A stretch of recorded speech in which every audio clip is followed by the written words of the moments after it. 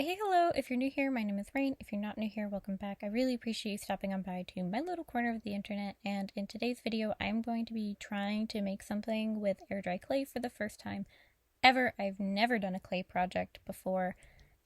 So I really am looking forward to going through this experience with you guys and showing you how it turned out and what I kind of learned and what I probably should have learned beforehand.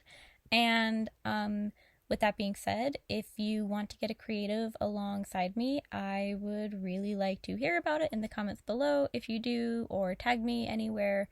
I love to support the people who support me, and however you want to be creative, that is wonderful. It's a form of self-care, and so I'm happy to have you here in my little corner. And so when it comes to the actual clay project, my objective was to make something that in my head sounded simple. And simple sounded like a Calcifer from Howl's Moving Castle, like earring jar thing, just somewhere to toss my earrings so that they're, not rolling around everywhere. And I was like, okay, this is going to be not super difficult, right? It's just the shape of a fire, right? And so in researching how to start a clay project for the first time, I was seeing people who would basically like stencil out the shape they wanted and like shape the clay to that. So I started with some random scratch paper around. I didn't really want to waste a piece of paper that, is like clean and I might actually end up liking the sketch of, because it's going to get slapped on clay anyway. It's going to get dirty and destroyed and messy. And so I just, random scratch paper I had at my desk, started just getting the general shape of a cute little fire down. And frankly, I actually didn't really like any of my sketches, but I didn't want to go too far, too hard, and too intense with my first project. You'll see that I very much was too ambitious and had a little bit more faith in myself than I probably should have with the actual sketches that I went for, right? Like, there's a lot of sharp edges here, and I have health conditions that make my hand mobility and dexterity kind of awful. Like, it's really not good. I'm not great with my hands. I have a really hard time bending my fingers and gripping onto things. So, I should have kind of accounted for needing big spaces to kind of put my fingers when trying to like make shapes. So that I didn't do. And then secondly, I just don't know what I'm doing. And thus am finding that I ended up really not knowing how to maintain the consistency that I needed to maintain in terms of the shaping of things. And that'll make a lot more sense when we actually get to the molding of the clay, especially the edges for the dish. I found very quickly that I do not know what I'm doing in the slightest, and definitely could have used practice with something a little bit more simple, is the best way to articulate it, right? So let's get into explaining how I set up the project from the sketch onward, and where my pitfalls came, and all of the lessons I learned throughout this experience. I don't know that I will ever want to work with clay again after this experience, not because it was bad and not because I feel like a failure after the fact, but because the texture and the feeling of clay drying on my skin irritated me and bothered me so much. I almost didn't finish at all, and I really wanted to quit. I am somebody who personally is very, very sensitive to textures and feelings and like things on my skin. I get very easily irritated when certain textures happen. And while I don't have neuropathy, I have neuropathy symptoms. And so that kind of tingling and pins and needles that you associate with neuropathy occurs when I come into contact with certain textures and like physical sensations such as velvet, and chalky textures. So think pastels and like literal chalk. I can't touch those with my bare fingers or like feet are also sensitive, but with my hands because it sends pins and needles.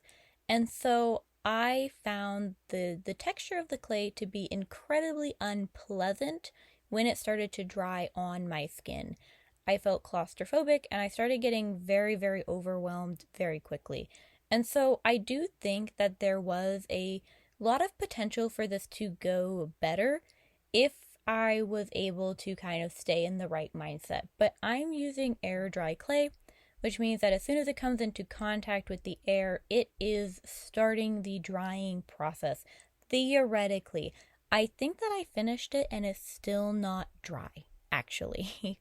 But we'll get to that. Air dry clay, so it comes into contact with the air and it starts to dry. And so where it's like really thin and just like lightly kind of coating my fingers, or like not even looking like it's coating my fingers, but it's like it's there, it's kind of in the grooves, just barely there. It is drying. It is like a skin cast on my fingertips, and I hated it. Now, with that out being a little bit out of the way, at least for now, as a preference to, or a forethought to kind of how big portions of this video do end up going, I decided to take a safety cut mat, not a safety cut mat, but those like self-healing mats that you're supposed to use when like cutting things, and tape a paper bag over it. I think the paper bag. It's just a deconstructed paper bag. I cut the handles off. It's all good. And this is just so that cleaning the mat is easier. Mistake number one is using a paper bag and not something that came flat. So because I didn't move my project off of this not permanently, but like for the drying process, it has like divots in the back where the pressure of the clay kind of sunk into the texture of where the folds used to be in the bag. So while I don't show the back at the end of the video, there are kind of like folds in it because of the paper bag. I don't show it because it's still not dry. Mistake number 2. I started this project on Monday with the information that this would dry in approximately 24 hours so that I could do the painting component and then give it time to dry and then glaze it and have this video and project completed before Friday, because Friday, which is today, it is 10:20 p.m. I had to take my kitten, who is 11 months old, Fizgig, to the vet, to which she is fine. Her condition is not terminal, but she does have a deformation to her lung, which will make her just kind of very sensitive for the rest of her life, and she will have a light cough. And she's on antibiotics for the infection that has occurred because of it. Needless to say, if you've been here a while, you have heard Fizgig occasionally coughing. I do try to cut her out of the videos, but Fizgig is going to be perfectly fine. However, because I knew I was going to the vet on Friday and I live 2 hours from the vet, I wanted to have this video completely finished, uploaded, ready to go before I even got to Friday so that I didn't have to worry about it, Things like that. I don't want to have to kind of like think about my art projects or kind of be worried about having them finished in a set amount of time for like a video or anything like that. And I wanted this done so that I didn't have to I kind of like having a project completed when I kind of like experience things in life. While going to the vet isn't a big deal, I like for the projects I started prior to that to be completed before the experience, because I find that those type of exhausting processes, as somebody who has a fatigue syndrome and finds going to town to be an incredibly exhaustive and sometimes physically damaging experience just because of my poor health and the pain that it causes to walk for a long time, I generally just don't like to have anything carry over after those, so that I have a lot of time to kind of recover. I know it sounds really stupid to say recover when I'm just leaving my house for a day, but from when it comes to like my appointment that I had at the end of July to get my finalized diagnosis, I didn't start recovering from the pain of that trip until the very end of August. I was in severe pain and was facing the consequences of how much I walked during that trip until right about the end of August, and I still don't feel good compared to how I was feeling prior to the trip and prior to that kind of extensive strain on my body. It was a long trip, drive-wise, and we did a lot of walking, but my body is very sensitive, so I don't like projects to carry over because I don't always feel the drive to recommit to things. So I wanted this to be done with the knowledge that I was not going to be as fancied with this project after the experience as I was, and that I was going to be not feeling good. And I feel awful right now. I do not feel great. I forgot my knee brace today. I'm in a lot of pain from walking. My feet hurt and my shoulder is out, but that is okay. I finished this thing, and that's all that matters. So, not feeling good. Why did it take so long to dry? I put a plastic cover per the recommendation of other people who do clay work to help prevent cracking. So, I was reading and I was watching in YouTube videos that if you put plastic over it, it kind of helps to not cause the clay to dry too fast, which makes it more prone to cracking. Do I believe that that is true? Absolutely, because when it wasn't dry after 36 hours, I removed the plastic and it was drying much more quickly. And I do believe that the plastic did kind of maintain some moisture. It wasn't like a Ziploc. I didn't put it in an airtight compartment. It was just a sheet of plastic I got from some like random kitchen appliance stock, like I cut the plastic off of a paper plate package, like the plastic that they're wrapped in. I just cut a chunk off of that. I do not believe in I recycled things in my house. So I keep plastic like that around for these sorts of situations, right? So I put that over it, and that was also in part because I wanted to protect it from my cats. There are not a lot of places in my house that my cats can't reach, and there are even fewer places in my house that my cats can't reach that I can. So, that being said, I had a place I wanted to put it. It's a place my cats literally effectively never go, but just to be safe, I wanted to have something over it so they're not getting clay on their paws. Well, I think that they would have been fine if they stepped on this. It wouldn't have been a problem, and that it would have been very easy to clean off if it came off at all. I'm extra precautious. I do not want them coming into contact with anything that they can lick and get sick. So, I did that. And yeah, no, when they said it could double to triple the drying time, which I accounted for, in terms of doubling, I anticipated the doubling of the time, did not anticipate the tripling of the time, especially because I had planned to remove it once it was dry enough on the top that I didn't feel like it could cause any issues, and that it was stable enough that if it was stepped on, it wouldn't get completely crushed and abolished. Thus, it's still not dry. It is, as of right this minute, still not completely dry, particularly on the bottom, which, once again, I was reading that you should put it on a cake drying rack so that it can be ventilating from the bottom.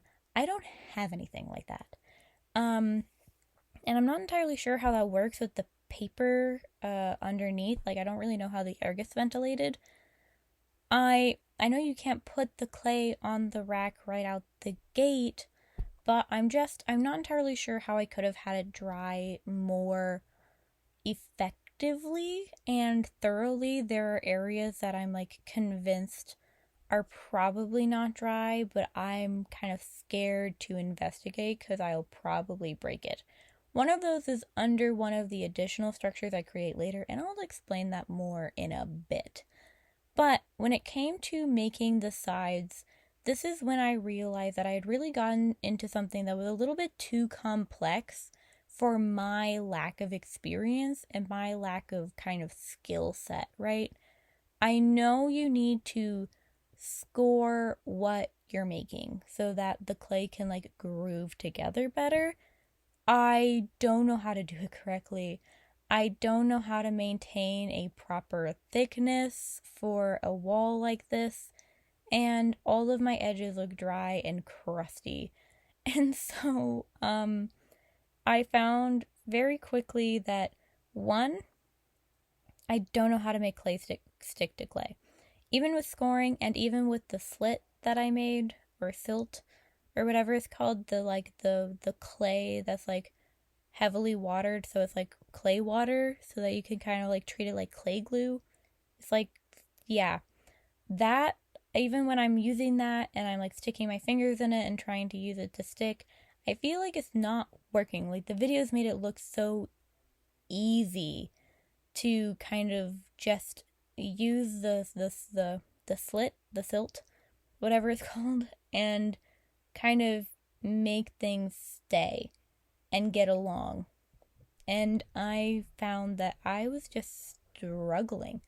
I could not get anything to kind of perform how I wanted it to perform. My current best guess on ways that I can kind of at least begin to resolve some of these issues would be to roll my clay out thinner from the get-go. I think I was working with too thick a sheet of clay for, one, the facilities I'm working in, two, my lack of experience, and three, kind of the environment and timeline that I had hoped for this project. If I were to work in clay, like generally, like it were to be my medium, I would have a lot of clay projects going on at one time, you know? I'm never someone who manages to just do one project at any given moment. Well, I will finish a project really shortly after I finish it. It was probably associated with a lot of sketchbook pieces, a lot of figure drawings, a lot of thumbnailing for other projects along the way. There's just a big portion of my creative pursuits that draws me in different directions at any given time. I have a hard time just starting and finishing one project in one sitting, right? And that's part of why I don't paint with like proper gouache really that often. While I love the texture and I love working with it and I really want to get good at it, I just do not have it in me to sit down and commit to something for multiple hours, and I like to be able to switch between projects. So I think I needed to thin out. Oh, by the way, if you see bugs on my screen, okay, it is still summertime where I live and they are not leaving me alone. But aside, I just think I had too thick of clay. Like, it's still not dry. And it's been since Monday night, and now it is Friday. And I haven't painted the part of it that isn't dry yet, really. So that's why I don't show the underside. Like, the underside in particular is still very much wet. And I even let it dry upside down for a while when the sides were stable enough. Like, I put a cup in it, like a thin, shallow cup to support that inner bit. And it just is, I'm just gonna keep letting it dry for who knows how long. At this point, I'm expecting another week. It is taking forever. And maybe that's related to the humidity in my house and the fact that I'm drying it pretty far away from any sort of window or light. It's pretty cold in my room. I keep it cold because I don't handle heat well. So those could all be contributing factors. And I just genuinely don't know at this point because I'm not experienced enough. You know, it's my first time. And it's my only time so far, right? It's not like I've worked on a couple throughout this process and I'm getting information from those. This is my one and only. And so that's something I just need to figure out through research at some point, or maybe looking into just running experiments with how long it takes clay to dry in different parts of my house. figure those things out. But I don't know currently, as somebody who you might think they worked with clay and I'd love to try it, right?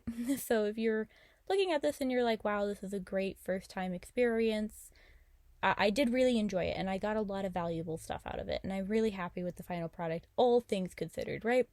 If you look at this and you're like, just don't take me for solid advice. I do not know 100% why certain things turned out the way they did.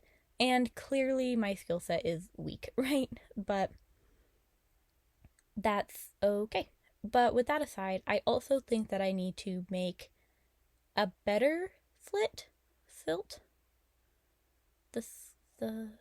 I think it's like called the slip. It's called the slip. I got it. My brain processed for a second. It's called slip, okay? The clay water stuff is slip, okay? I could hear the woman in the back of my brain that I watched as an introduction to clay call it the slip tip.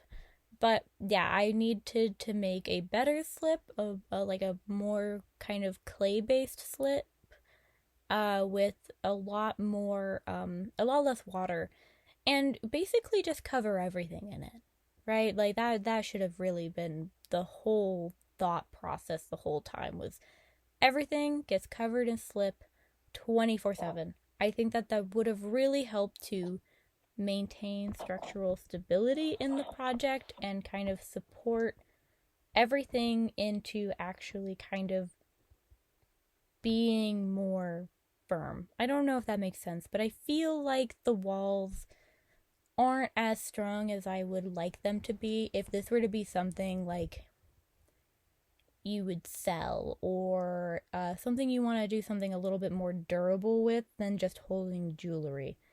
I don't think you can put a cup in this based on how the final product turns out. But you know what I mean. Like, I wouldn't want to do anything that requires structural stability. Like, tossing earrings in this is not going to matter if the walls aren't a fortress level reinforced, right? It's not going to matter. If you were selling this as a product, my walls are awful. They need to be down way more effectively than I have them. So like that. And then, I can't think of anything people use coaster dishes for. Like, it's really not my thing. I only really have containers for specific reasons, and I just can't think of anything this would be good for except for the jewelry I want to put in it. The thing I made it for, right? But I hope you can get creative and think of things you would put in a container like this that might require a little bit more stability than earrings. You could probably use it to roll dye, actually, at least in its like base state. I do add components to it to cover up my mistakes, actually, and I think that would impede the rolling of dye, but that's kind of irrelevant. More slip, thinner base. The walls, I think, are thin enough. They dried pretty quickly once I uncovered it. They were pretty effective. But I admittedly spent a lot of time on this project, a lot more time than I anticipated it taking, because I knew working with clay was going to be hard, but I didn't expect it to be confusing for me. And let me explain.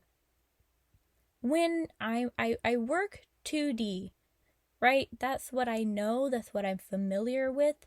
And when you work in 2D and you kind of carve the three-dimensional appearance out of something, it very rarely gets unstable. I don't know how to articulate this, but the more I'm trying to make my walls function and stay up and be thick enough to maintain themselves, I'm finding that I'm divoting walls in other places and messing up stuff that I've already worked through. Or I get one side a little bit too thick and then I have to make the other side thicker because I can't just thin it out without completely restarting. For a lot of these, with two-dimensional art, you're not destroying what you've already done sometimes to try and make things take shape quite the same way, Like, there's an undo button. You have an eraser that can erase those kind of tiny mistakes. But as I'm sitting here, I'm finding that I just don't know how to build stuff up in 3 dimensions effectively and consistently. All of my walls are kind of different thicknesses, and I don't mind. I don't really care. It doesn't bother me. If this was a mug, I would care. I don't know how to build it up like that. I can't think of a good solution yet either. For most of my mistakes throughout the process, I can say, I think that this would have resolved the issue, right? Like, I think the slip would have made my structural stability much more effective. I think that having a thinner base would have made drying a lot easier, right?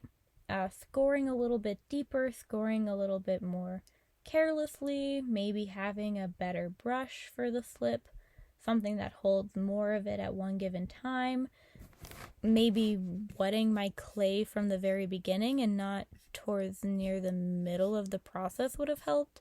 All of these little things, I can say in retrospect, I'm pretty confident probably would have benefited the process.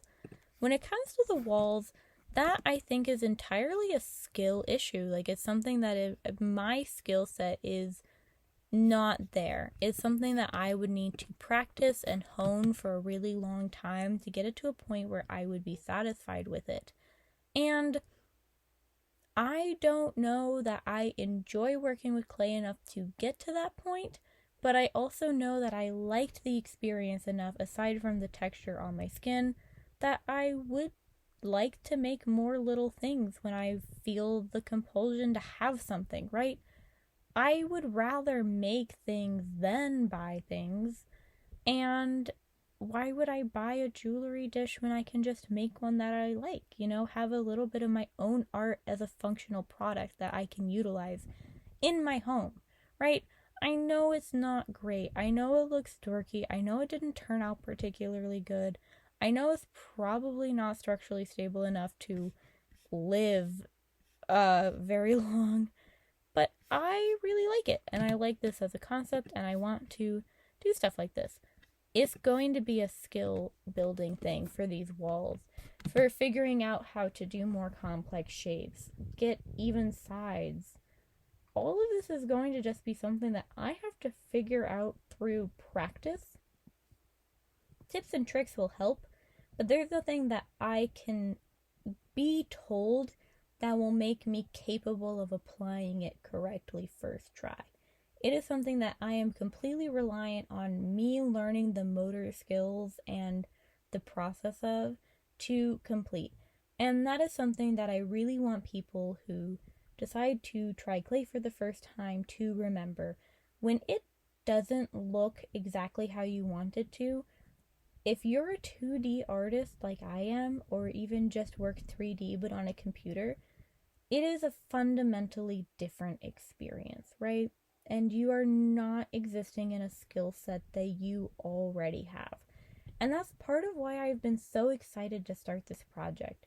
I think I've mentioned it in a couple of videos before, but I've been waiting for a while for the clay to get here. But the process of practicing in a medium that I don't use, especially a medium I don't like usually, is highly beneficial for me to learn my own art style and figure it out as a more defined and comprehensive thing that exists in my world, right?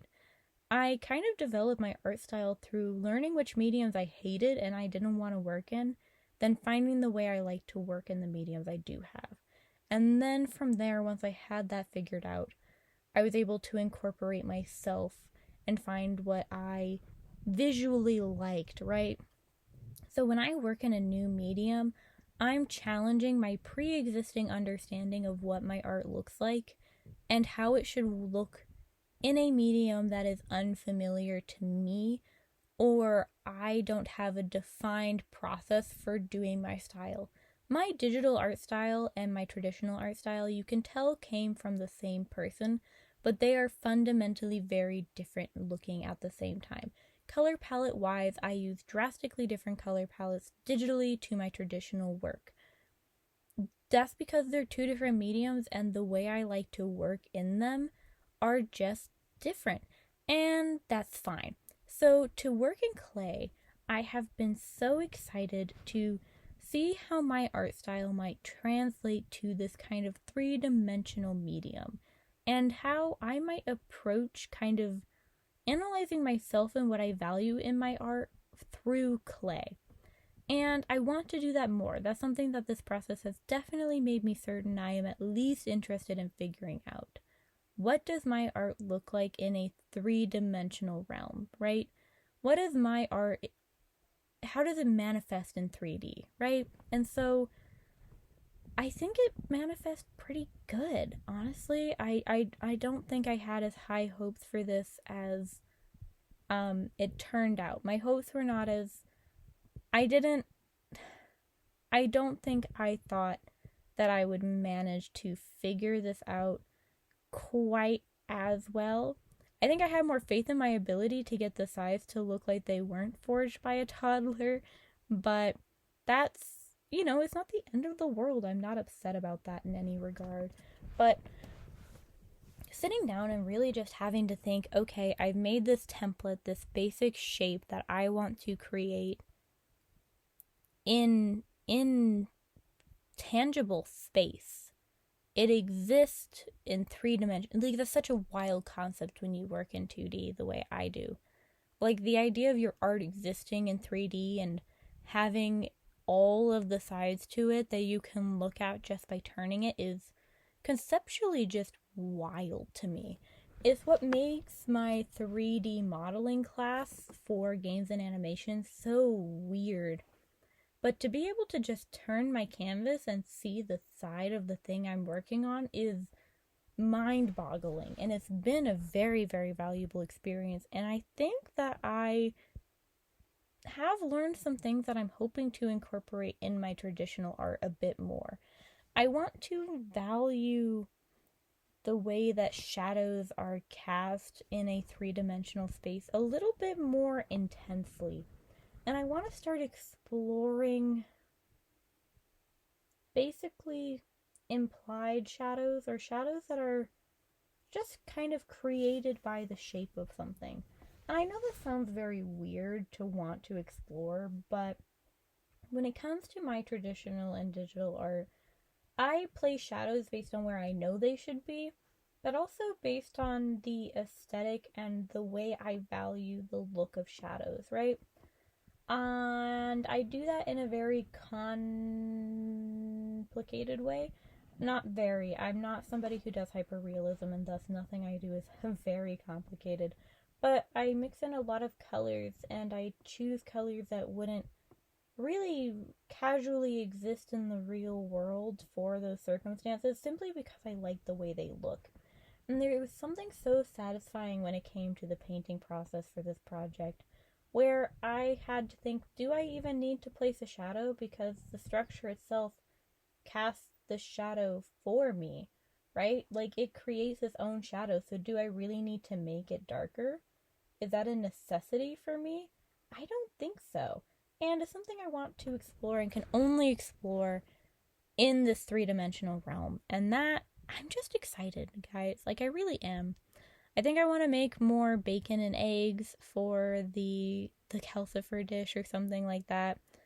Or maybe remake the Calcifer dish now that I have the experience, and just see if it turns out much different from version 1 to version 2. Maybe I should make some more things in clay first. I know with a project that isn't supposed to be flat like this is, I can use tinfoil, so I'm thinking about making a TV head girl. Tinfoil will definitely be something I can lay kind of thinly and form how I want to, and so I'm hoping to go in that direction, and I think it might be beneficial for me.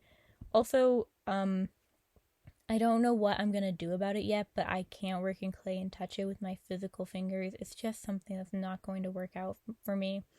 I know they have, like, actual finger condoms, like they are little, like, rubber covers for your fingers, And I think I might need to get something like that or make my own somehow, because my palm does get really irritable and irritable but irritated, but it's my fingertips that made it really difficult and hard to focus. And so I did get to the point at the end when I'm like crafting the bacon where I'm just rushing. Like I'm trying to get the shape and I'm not really putting the care into it that I want to, you know. My improvised tool of a paper clip, I would have put a lot more care into those lines and evening them out if I wasn't trying to feel the physical reprieve of not having this texture on my skin anymore.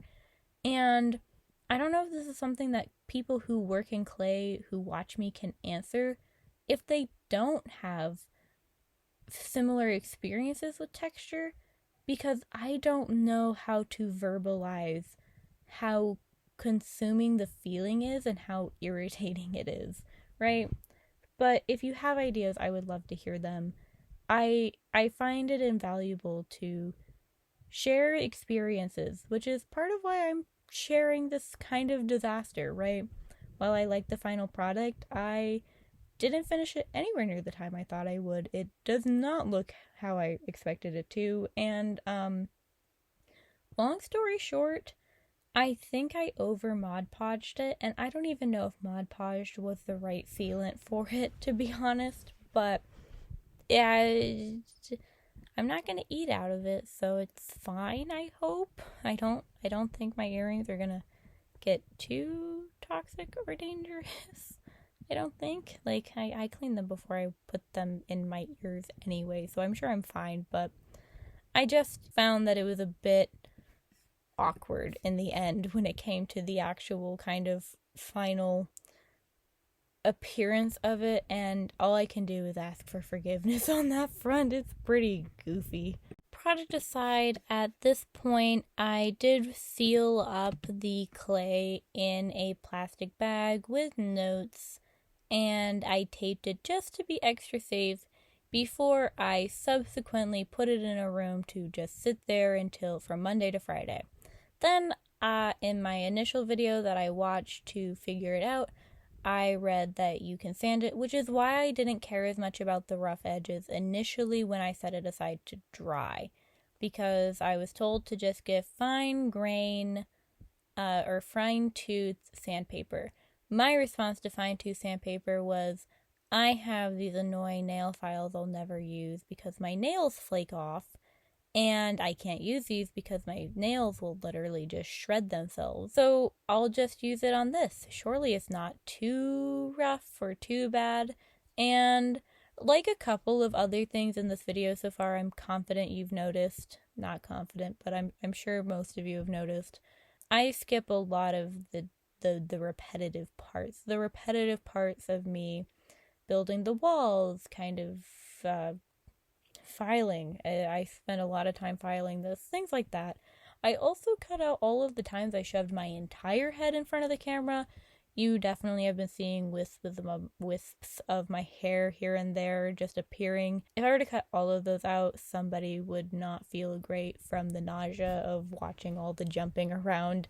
But generally, this has been a 3.5 hour of actively working on it process, which honestly, for a physical 3-dimensional product, isn't that bad, to be fair. I expected it to take maybe a little bit longer, but I also didn't expect it to take 30 years to dry, so I think that if I had more time and I wasn't exhausted while getting to this finishing part here on Friday, which is the filing and painting part, I would have spent more days with it freshly filed and actually thought, is this what I want the final thing to look like? Is it smooth enough? Is there anything I can do before I paint it where I'll be more satisfied with the final result? One of those things probably would have been to basically attach a piece of sandpaper, kind of like a hook, maybe to a bent paper clip, so I could sand the entire front down without bumping my hands against the sides and stuff. basically just kind of make a curve tool, kind of like an Allen wrench shape, right? So that I can sand that bottom bit without interfering with the sides and bumping the egg and stuff, because I was getting kind of worried about them. One of the bacons is completely loose, despite the fact that I made divots for it to kind of sit in and stay in. It didn't take. I didn't put enough pressure, I guess, for the bacon to actually sink in. The slip mixed with the hatching just kind of melted somehow. It picks completely up without any damage, so I don't think it ever took. And the egg is pretty fragile. I can't say it's fragile because it won't break, but if I wiggle it around too much, it will slip out from underneath the bacon that's on top of it and just go flying. So I'm not really certain exactly what the best solution for that is going to be, other than maybe just hot gluing it. I've considered hot gluing the egg down for extra measure. I didn't completely paint under it because I didn't want to risk completely damaging it, and I'm scared of fiddling it around too much. Also, back to the topic of things that did not dry properly, the entirety of the underneath of the egg is completely wet, and it is not dry at all, and I have no idea what to do to resolve that issue, other than maybe taking the egg out, letting it dry for like 15 hours, then putting the egg back in. The egg where it touches the base isn't dry, and I really don't feel like my clay is that thick, but surely it must be. So I only painted the areas that I actually knew were pretty dry, like it sanded without flaking away like a wet clay, or even starting to.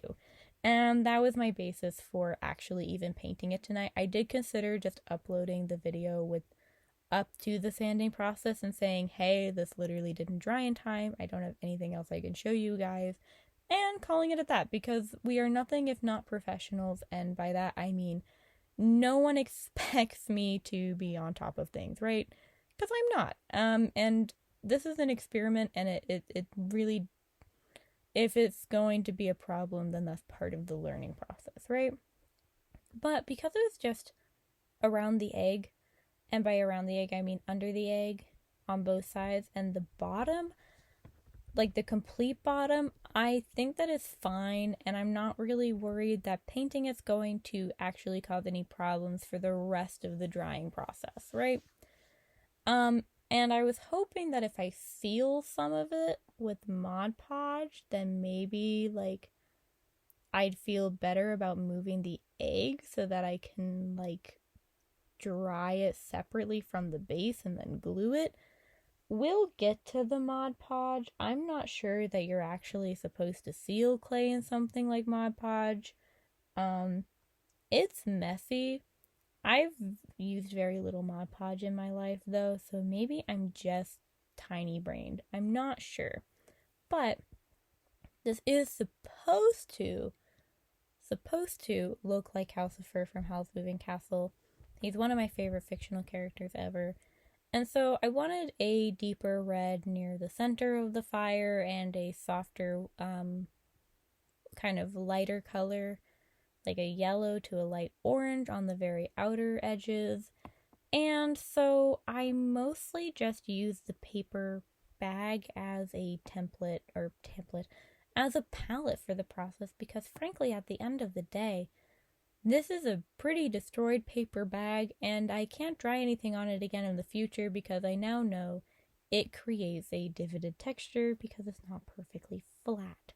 So, like, I'm not going to make the mistake again, so the paper bag is going to be sacrificed to the recycling, how I recycle my nonsense. And so I just used it as a palette, and I think it made the experience actually more effective because this clay isn't white, it's more of an off-white. And so putting my paint on a colored background, I think actually helped me to ensure that the values I was placing was what I wanted. I've talked about it a couple of times, but I have a really hard time rendering on a plain white background.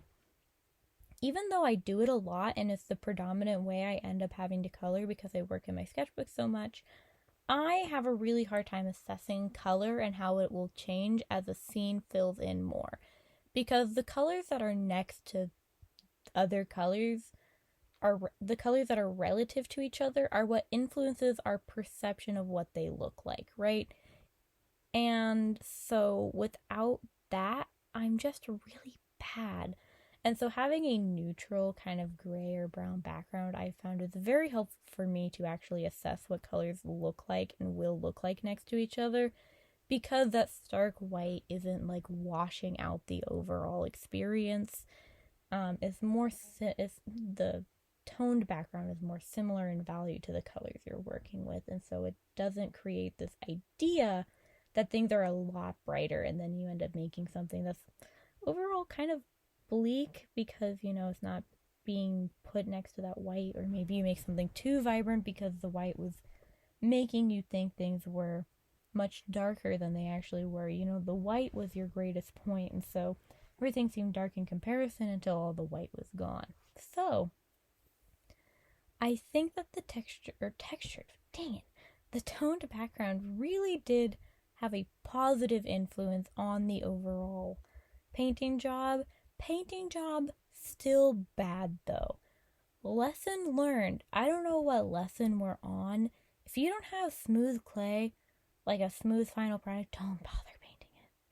There are so many little holes and divots where I'm trying to jam my paintbrush into them to paint into the hole, and it's not working. It's just failing me. I can't get the actual paintbrush in some of these nooks and crannies, and it's driving me bonkers. And so I got to the point where I actually ended up doing a kind of dotted texture to the overall project so that it kind of covers up the white dots where I'm just not getting paint in properly. It looks intentional that way. And I actually don't show the dotting process in this video because I was inside of this earring holder, and it was just kind of, you would have just been watching the back of my head the whole time, so clearly not fun. I was having a really hard time telling what paint was wet and what paint was dry. With the lighting situation, usually I just wait a long time for it to dry, but I wanted this project over. Frankly, I'm kind of not stoked that I have to paint the back when it inevitably dries. Like, I'm already not happy that I'm not done with it yet, and we're almost done, right? Like, it's so close, but it feels so far, and all I can do is wait for it to dry, and that's something that I really don't like about paint a lot of the time. It's why I've never actually tried oil painting largely. I'm aware that I don't have the patience to just wait days upon days for something to dry so that I can continue. I hate the waiting because I want to keep creating, and if I switch from one project to another while I wait for something to dry, I'm going to be enraptured and not return to it, right? And so I need to just sit there and wait and be patient, and it drives me bonkers. Just absolutely up the wall, So, the dotted texture also helped me to be able to kind of tell when things were wet and dry, because I was able to assess, okay, I've worked with this color recently, it's probably still wet, as opposed to this color I can trust to be a little bit more dry. And using paint pens to do that especially, which I didn't do at first, but I inevitably do, not on camera, helped me to know that things were drying a lot quicker and thus were safer to touch. I also have a hard time holding my wrist up, and because of that, I kept leaning and putting my hand in the already painted parts that I'd just done, and while it didn't ruin the paint, it was difficult for me to manage something that had to sit and dry on one side before I could continue another side without making a mess. And that's an issue I have with two-dimensional paintings that I work on. I'm always struggling to stay from top left to top right and move down right. I'm already bad at that with like flat projects, but a three-dimensional one where I keep turning the sides and there's more to do, I was covered in paint. I ended up having to use like a wet wipe in some spots with rubbing alcohol because I could not get it off of my skin with the soap and water for some reason. It was kind of stressful, but it was okay.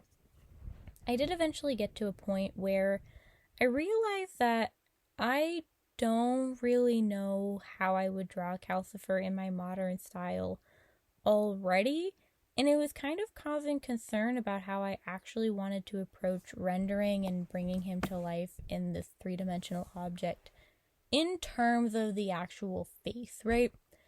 I didn't sketch it because it wasn't going to translate to the initial clay. I wasn't going to carve out where his eyes were going to be in the end or anything like that. And thus, it became pretty difficult for me to know at the end how my creative vision was going to actually translate to this. And I think his eyes ended up a little bit too big at first, and then maybe a bit too small at the end as I repainted over some areas to try and resolve this issue. I think I ultimately just kind of made it worse. I don't know what Calcifer looks like in my art style, and that is something I need to figure out on flat surface, not 3D one. But what I do know is that I didn't want to draw Calcifer's mouth because I didn't want to create something distracting where it looked like he was eating the eggs and bacon or anything. I kind of just wanted his eyes there to provide the indication that this was Calcifer, the indication that this was a fire that is sentient with a spirit in it. I didn't need to actually incorporate kind of the mouth or anything that was more Calcifer in that regard. The bacon, the eggs, and the eyes were all that I wanted. It was what I was hoping to achieve out of this, and thus I'm happy with it. And I did try to draw a mouth just as a mock-up, and it looked awful. Because I don't want it to be an open mouth, and I don't really want to make this kind of shadowed back portion. And I don't want to draw flames within it. You know, I wanted it to remain simple enough that it didn't present super awkwardly. I think the best way to articulate it is that I was worried that the more complex the painting component became, the more out of place the quality as a finished product would become, and that it would become even more distracting and kind of like rubbing my face in on like my shortcomings in terms of actually figuring out what the final thing was supposed to look like, right? With that, I did end up going a little bit more hyper poppy. You'll see that over the next couple of clips where I just do zoom-ins showing the kind of final stages. My phone needed a break after being on all day, and it was overheating, and frankly, I was just doing more of the exact same thing, which was placing dots everywhere and kind of trying to repaint over the same couple areas, fixing mistakes, trying to make textures look more even by doing transitioning of paints.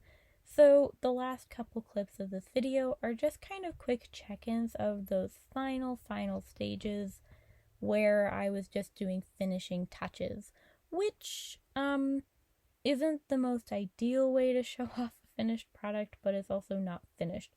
So if you do want to see what this looks like when I'm completely 100% done with it and I have painted the back, I will post it to my community tab as soon as it happens. I have to wait for it to dry, obviously. And then I'll make like a YouTube short about it so that I can kind of show it off on all sides and then kind of link this video to it. So if you encounter that, it'll be attached to this video. I don't think I can attach shorts to a video though. Maybe up in the card. So if you're watching this multiple days after release that might be there. But I can't promise because I don't know how long it'll take because I'm a noob. The highest time I saw for this specific brand of clay with the like plastic covering was 72 hours, like 3 days. And we've surpassed that and it's not dry, so I don't know how long it's gonna take. I really do have no idea. If you have guesstimates based on previous experiences, I would appreciate it. I am still trying to think of a better place to keep it while it dries, but I think that we're getting pretty good. I did drown Calcifer in Mod Podge and it didn't turn out very good, but I wanted to create that bacon grease kind of appearance to the project and it was fine. But I think ultimately at the end of the day, I'm very satisfied with this learning experience and this process, and I'm really appreciative for everybody who sat through my less than great final product and saw it through to the end with me. So I just want to say subscribe if you like my content and you want to see more of my illustrative work. And also like if you like, dislike if you dislike, comment if you have anything you want to say, thoughts, comments, opinions, ideas throughout the process. And I hope you have a wonderful rest of your day, night, wherever you are. And with all of that being said, bye-bye.